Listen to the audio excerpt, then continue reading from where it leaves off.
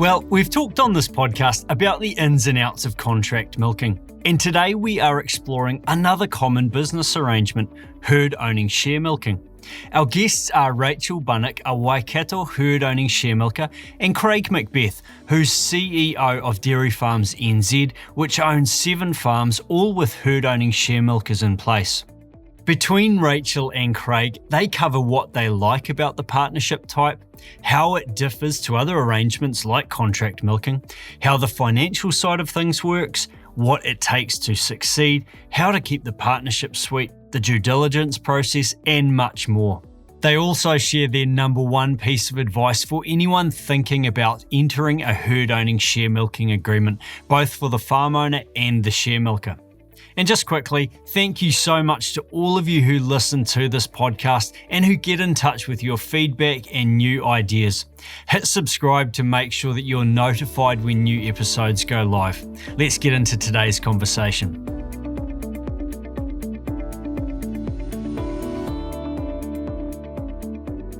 Craig and Rachel, this is fantastic of you to give up your time to be here on the Talking Dairy podcast today. Thank you so much for joining me. Good to be here. Good to be with you too, Ben. Hey Craig, let's kick off with the basics. What is herd-owning share milking, and is it the same as 50-50 share milking? It is the same thing. The share milker owns the cows, hence the term herd owning. I think the industry moved away from using 50-50 as a term because it then sort of empowered the freedom for both parties to negotiate something other than a 50-50 traditional split of the revenue and the associated costs that go with that. So if it suited a farm owner and a share milker to have one party getting more of the milk check but carrying more of the costs, say, for whatever reasons they may have, herd owning is a better term rather than 50-50. I understand that Dairy Farms NZ has 7 farms, is that correct? Yes. And that all have herd owning share milkers on them. What do you like about that system, Craig, and why is it a win-win business structure?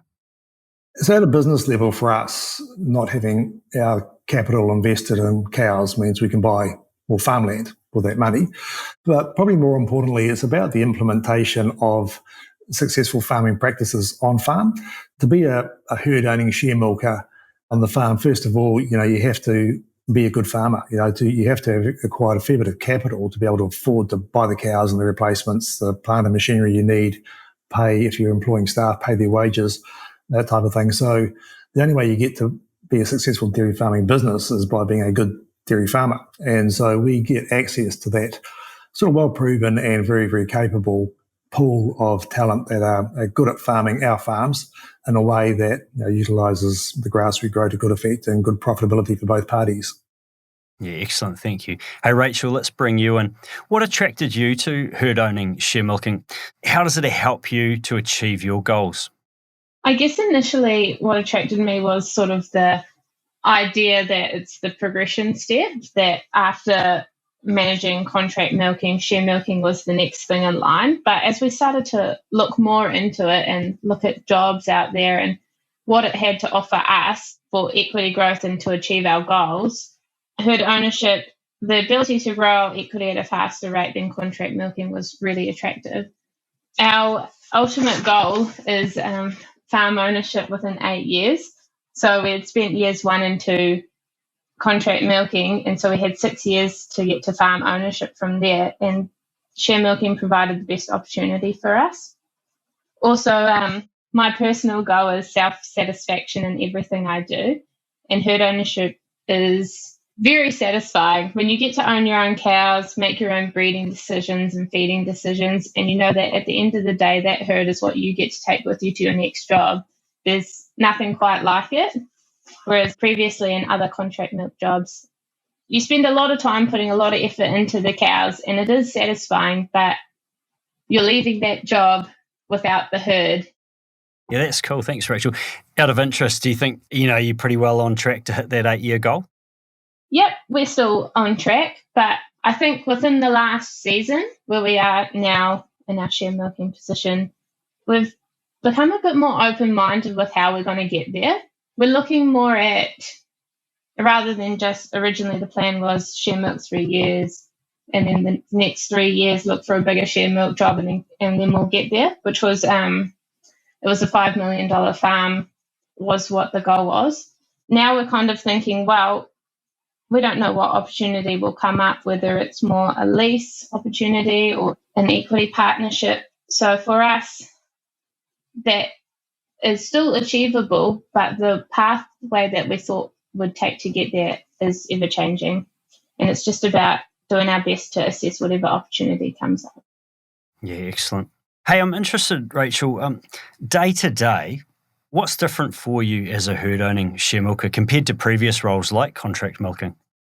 I guess day to day on the farm is much the same. You're still getting up to milk the cows, make sure you've got the highest quality milk in your vat and that the cows are well fed. But behind the scenes, we spend a bit more time inside, behind the desk, doing our monthly cash flows and budgets and feed budgets. A lot more time spent around decision making and our financial planning. Yeah, sure. I mean, and that was my next question for you, actually, was around the financial side of things. How does that differ as a herd-owning share milker compared to a structure like contract milking? Both roles are very similar. You get paid monthly by the dairy company relative to kilograms of milk solids produced. With contract milking, you're typically on a set rate with more basic expenses of dairy running costs, motorbikes and labour. Whereas when you're share milking, you're paid on your agreed percentage of the total payout, and therefore income fluctuates with the payout. On top of that, expenses are totally different and can vary contract to contract. For example, we pay for all animal health costs, grazing, all dairy shed expenses and electricity. We pay for 50% of the feed costs, nitrogen, and seeds and cropping. Something that sort of opened our mind was when we entered the Dairy Industry Awards and we met a lot of people that have different contracts.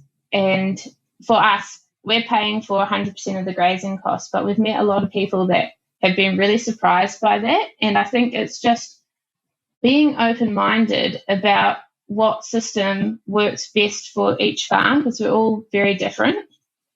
I'm sure I'm missing a lot of expenses. And all these expenses can fluctuate just as freely as the payout, so it definitely keeps you on your toes. Tax is the same for us when we contract milked, as we operated as a company contract milking. Just be cautious in your second season that you might get slapped with a big tax bill, which is what a lot of people overlook, as you'll be paying terminal tax for the season gone and provisional for the season coming. That's great, thanks. Hey, Craig, what do you look for when you're selecting a herd-owning share milker? What sort of skills does someone need to be successful in it? Do they need those skills beforehand, or can they develop them on the job? I think firstly we should all look to learn every day, no matter where we are in life, and what we're trying to achieve. And I think for people progressing through the dairy industry, it's a fabulous industry to be involved with to allow that to happen. As a multi-farm owner, for example, we've got farms that range from 430 cows through to 1,400 cows. And so the skills, the share milker on a 430 cow farm will do a lot more milkings, and the one on the 1,400 cow farm shouldn't be doing milking at all. Really, there's other skills and time demands for them that are different. We look for great dairy farmers first and foremost, and that means being great at turning feed grown on our farms into profitable milk for both parties, the share milker and ourselves as farm owner. So encompassed in that is all the stuff that we understand about a dairy farming system, being important in New Zealand, around pasture management and animal management. And as you start to employ staff, obviously being good with people, good leadership, good time management skills. Communication is really important for everybody.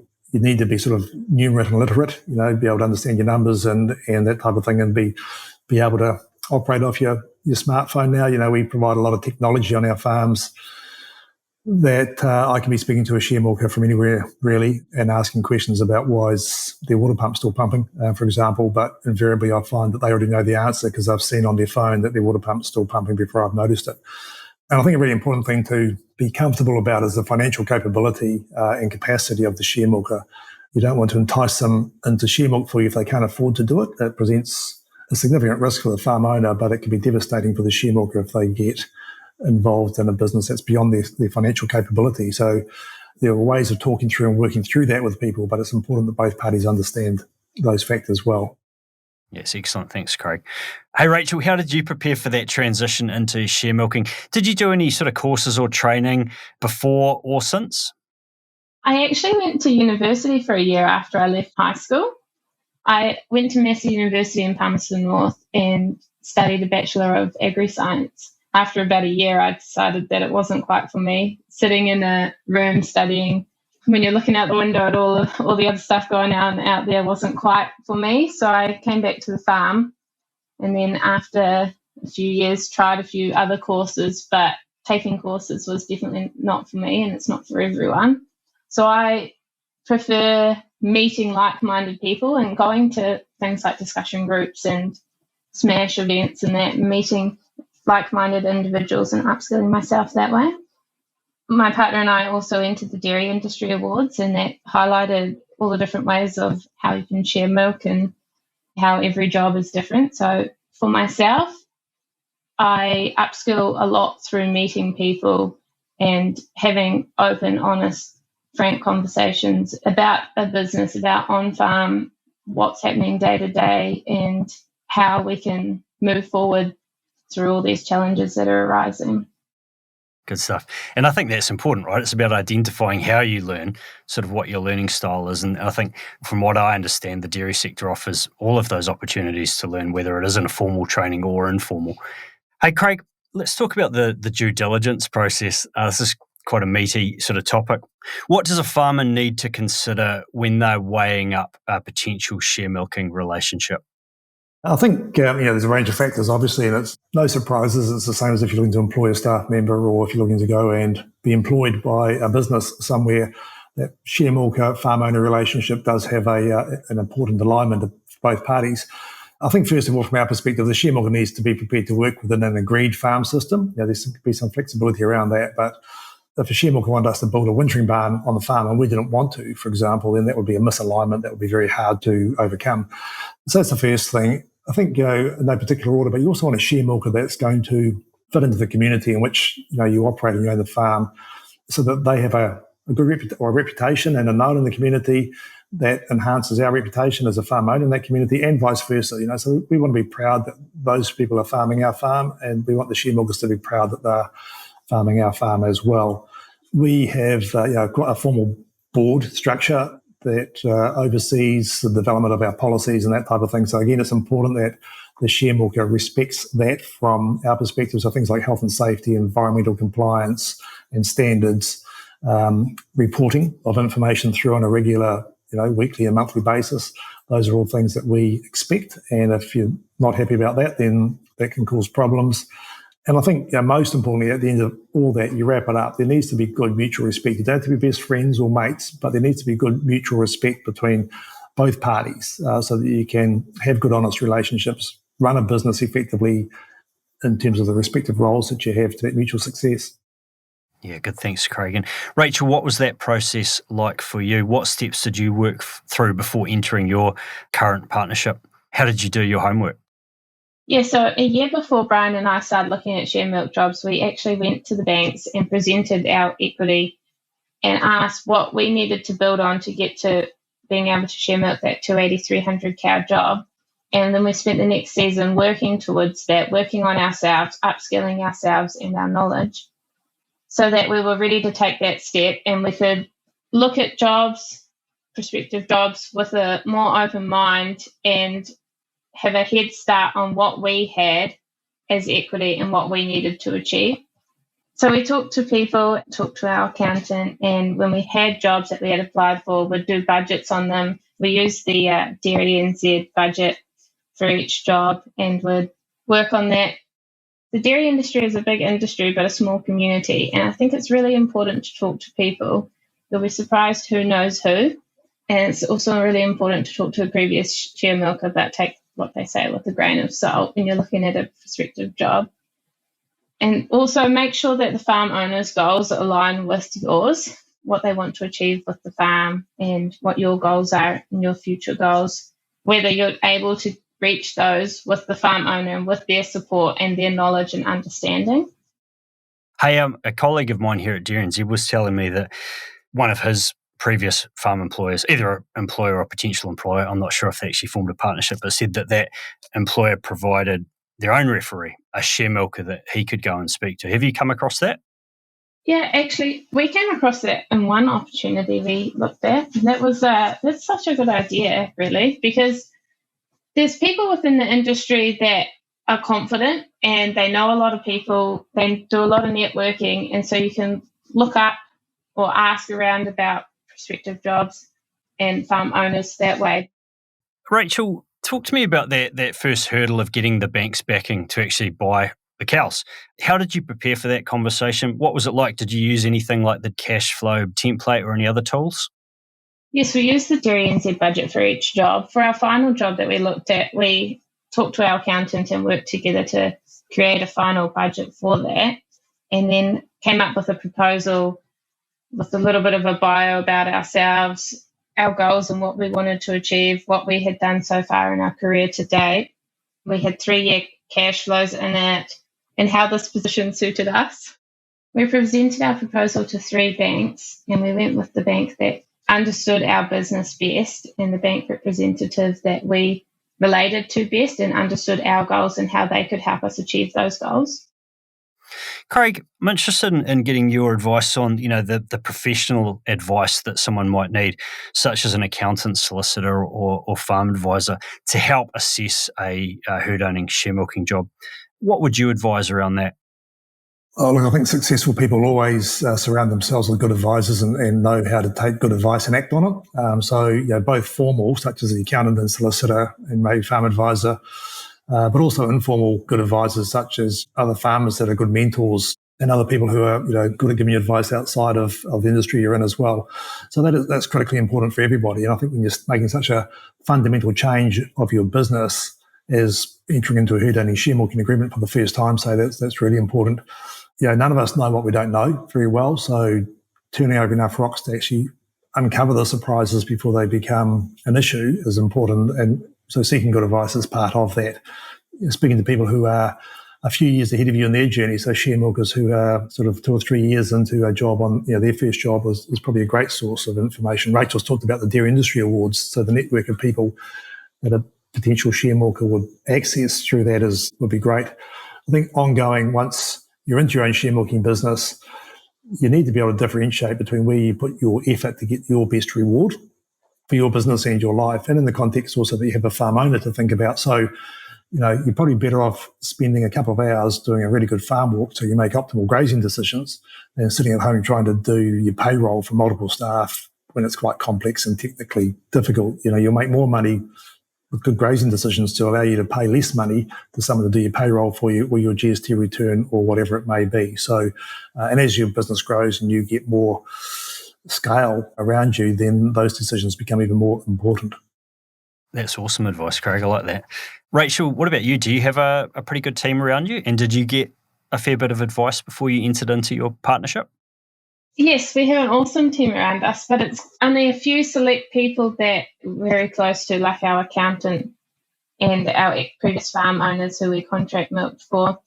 Outside of that, we have a lot of people that we are constantly talking to on a day-to-day basis and throwing around ideas and getting advice. And I think the biggest thing is just surrounding yourself with people that are honest and provide constructive criticism. I think that's the best way for us to learn and to improve our business. Do you have sort of a formal mentor or just a whole lot of informal relationships that are really helpful? Yeah, just a pile of informal relationships. We just surround ourselves constantly by people that are experts in the field they specialise in. And we get a lot of value out of these people and what they add to our business and talking to them. We also, through the Dairy Industry Awards, we've met a lot of people that we've got quite good relationships with, and we have a messenger group now that we're often tossing around ideas with and getting suggestions and anything that sort of sounds crazy and out of the whack. There's no judgment, just open, honest feedback and advice. I think that's really important and underestimated in the dairy industry, how much we need people. Yeah, great. And you've got your parents as well, eh? Yeah, yeah. How far away from you are they? Oh, about a 20-minute drive, just on the other side of Cambridge. Yeah, that's good. That's good.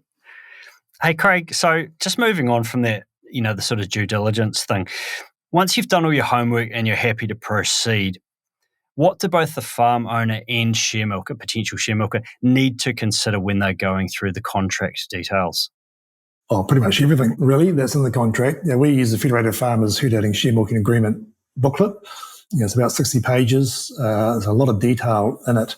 And I'd really encourage everybody to try and find the time, both the farm owner and the share milker, to read it.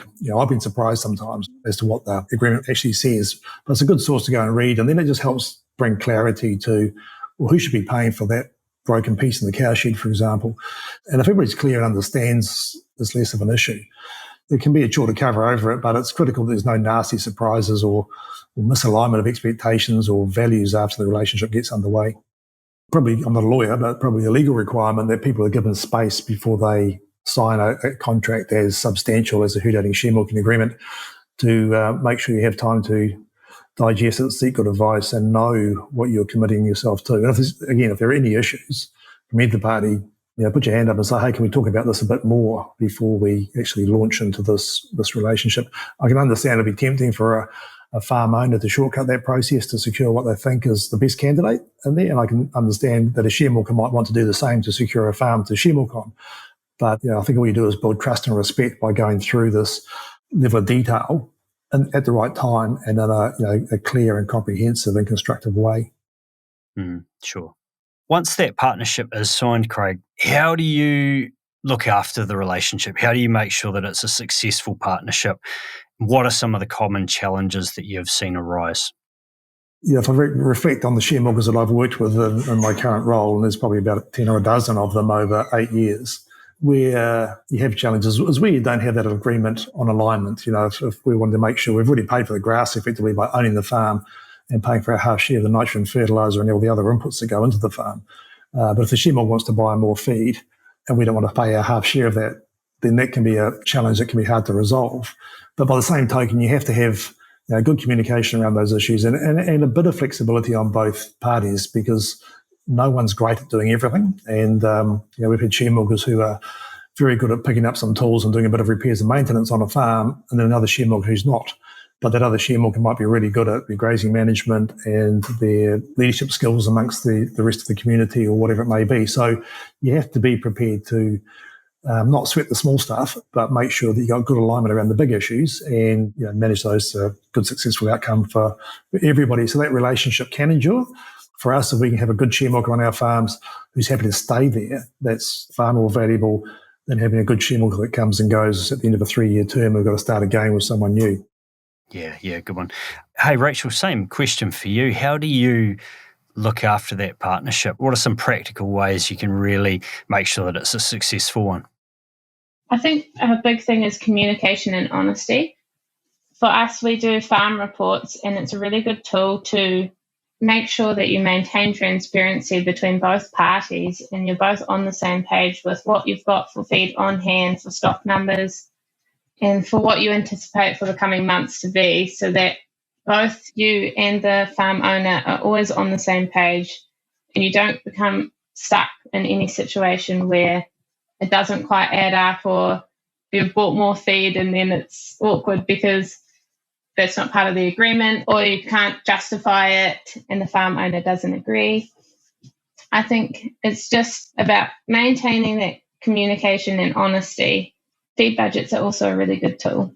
Yeah, great. And the numbers don't lie. What do you mean by that? Oh, well, if you've got 2,200 cover and you've done our farm walk and your growth rate is, I don't know, at the moment it's pretty poor, 9, you can't go fudge that. And then if you're trying to feed cows or still produce off that, the numbers are there. I've just got a final question for both of you, actually. Not a small one, but what's your number one piece of advice you'd give to someone who's thinking about entering a herd owning share milking agreement? Maybe it's a year or two down the track or further. One each for the farm owner and for the potential share milker. I've probably got the same answer for both the farm owner and the share milker. I guess the first point is make sure you can afford to make that change or be prepared to. And by that I mean, I've touched on the share milkers need to be financially able to buy the cows and incur the capital outlay that's involved with the job. And Rachel gave some great answers earlier about their approach to that.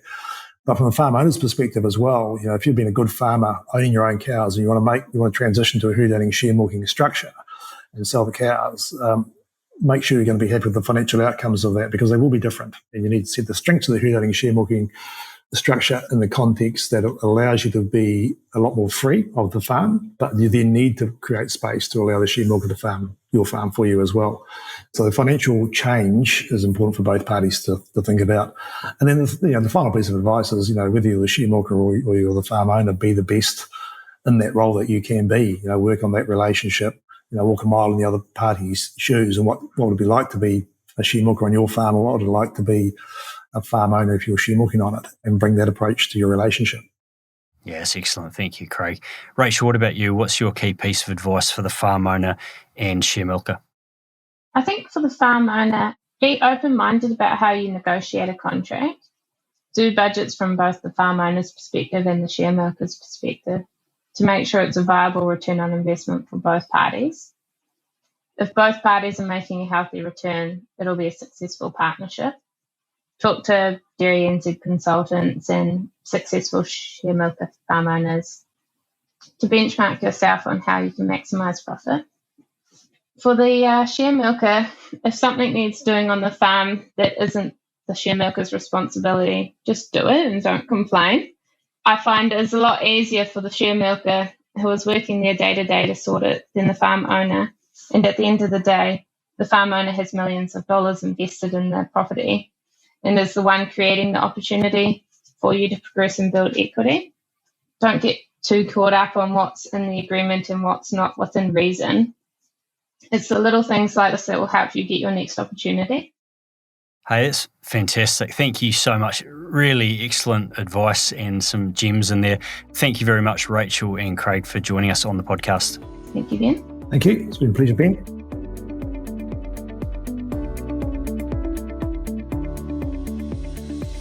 Thanks for tuning into today's episode, and I just want to say a quick thank you to all of you who listen and subscribe to this podcast, both here in New Zealand and overseas. At DairyNZ, we're really grateful for your support, your feedback, and your new ideas for podcasts. And on that note, please don't be shy to drop me a line if you have any fresh ideas at talkingdairy@dairynz.co.nz. Also, check out the show notes for some really useful links for those of you already share milking or considering it. The links include comprehensive information on share milking from DairyNZ, fed farmers fit for purpose contracts and agreements, and some excellent courses run by Dairy Training Limited. Catch you next time.